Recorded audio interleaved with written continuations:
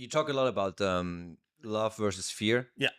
Um, where's the fear today, and where's the love? What do you want to say? Well, fear is a hugely profitable business, and love is Sure. not. Is not a profitable business. So there's no love on the New York Stock Exchange. Love is not currently trading anywhere, except with Bitcoin. The price of love, you could say, is worth 2 point something trillion dollars. That's the Bitcoin is love.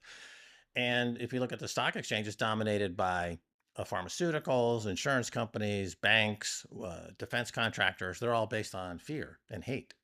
And so they The have media, media, very much. right? So all of these, I would say, gambling, casinos. 99% of everything that's traded on exchanges around the world is fear-based and hate-based. And so Bitcoin comes around and it pushes that out of the way, and it's more love.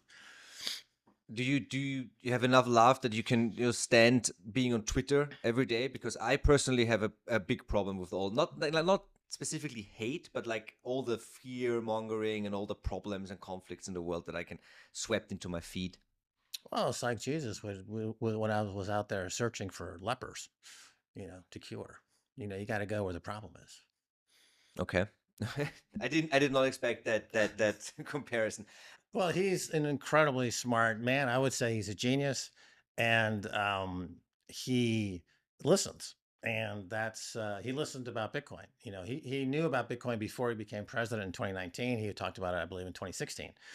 And he talked about making Bitcoin legal tender back in those early days when he was mayor of San Salvador. Mm-hmm. And so we are definitely on a Bitcoin wavelength. And so, and my role here is to kind of push the envelope a little bit, and where Stacy, who she runs the Bitcoin office, and she's actually in the day-to-day kind of role of facilitating and enabling the country to become more orange pilled or Bitcoinized and dealing with government. And for that, you need diplomatic skills, of which I have none. So I don't.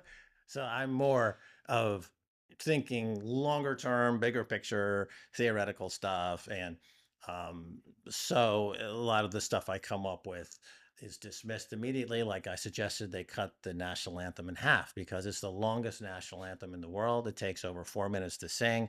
And by the time it's all over, you could have increased GDP by 2 or 3% in how much time you spend singing the national anthem. Just cut it in half. The whole song is actually repeated. It's just the same song repeated twice. Just play it once. You don't need to play it twice, So that kind of suggestion is immediately dismissed. Also, when you go into any restaurant, all the cutlery is wrapped in these little paper napkins that take like 5 minutes to unwrap. And by the time you do, the paper napkin is shredded. Okay, that's totally GDP destroying, productivity destroying. Don't wrap all the cutlery in these tight little paper napkins. Bitcoin was sent by God to unfuck our money. And I think God is unhappy with humans because we're destroying his creation. He sent his son, we killed him. So he's thinking, okay, I'll give him one more chance. He sent us Bitcoin. And so this is our last chance. And so he took the thing that we were very susceptible towards self-annihilation, greed, and he converted it into love with Bitcoin. Because the greedier you are, the more it pushes out the fiat money hate. So it's a trick. It's a trick that God is playing on us. The Trojan Bitcoin. horse. Yeah.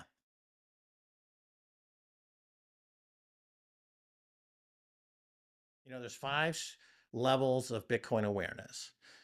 There's number 1 is I just found out about Bitcoin. Here's how you fix it. Number 2 is I love Bitcoin, buy my shitcoin. Number 3 is Bitcoin is primarily a medium of exchange. Number 4 is Bitcoin is primarily a store of value. Number 5 is hyper Bitcoinization. Mm-hmm. And just about everybody has to go through those 5 stages of awareness of Bitcoin. So when Trump is on level 2, I love Bitcoin, buy my shitcoin, right? Because he has his Trump coin, his meme coins, and all these other things. So he's only not even halfway through his Bitcoin education. He doesn't really understand Bitcoin profoundly or significantly. So he's going to make a lot of rookie mistakes. And Bitcoin and crypto will skyrocket like never before, even beyond your expectations, and you are the people that are doing it. As we stop the war on crypto, we will immediately, and we'll do this very quickly, begin to build our economy, because when America is prospering, Bitcoin is soaring, and it'll go up with it. Now, you have to listen to these numbers. These numbers are like beautiful. And I don't want to repeat myself. Listen to these numbers. As a result, during my 4 years in office, Bitcoin surged by 3,900%. From $898 the day I took office to $35,900 the day I left. That was the biggest jump, I guess, in just about any industry. A lot of people get burnt out on meme coins and shit coins and altcoins, except, you know, in this case, he's going to destroy a country, his country, the United States. But people like Howard Lutnick, Cantor Fitzgerald, other people in the US government, they don't do shitcoins. They are very focused on Bitcoin, it seems. Sure, and they're not getting the traction they should. Where's the Bitcoin strategic reserve? Where's that? It's not happening. Where's the audit of the Fort Knox? It hasn't happened. The U.S. says they have 200,000 Bitcoin. That's false. The 100,000 is owned by Bitfinex. So they don't have jack shit. I mean, we're going into a world where the U.S. is kind of bluff with a pair of twos. Meanwhile, El Salvador has a couple of aces. We have a very high Bitcoin to capita ratio of over $100. So it's in the top three. With Bhutan, is if any country doesn't use the dollar, we're going to do tariffs on them. We'll go to war with them, you know. But the dollar, like all world reserve currencies, has a lifespan, and that lifespan has ended. Just like before it was the British pound, it ended in World War I. Before that, it was the French currency was the dominant world currency. And before that, we had Portugal, and we had Spain, and we had the Netherlands, and they all had the world reserve currency at one point for about 100 years. And then they didn't. And so the dollar is at the end of its reign as world reserve currency, and Bitcoin will become the global standard. But Trump doesn't understand that. He doesn't understand Bitcoin.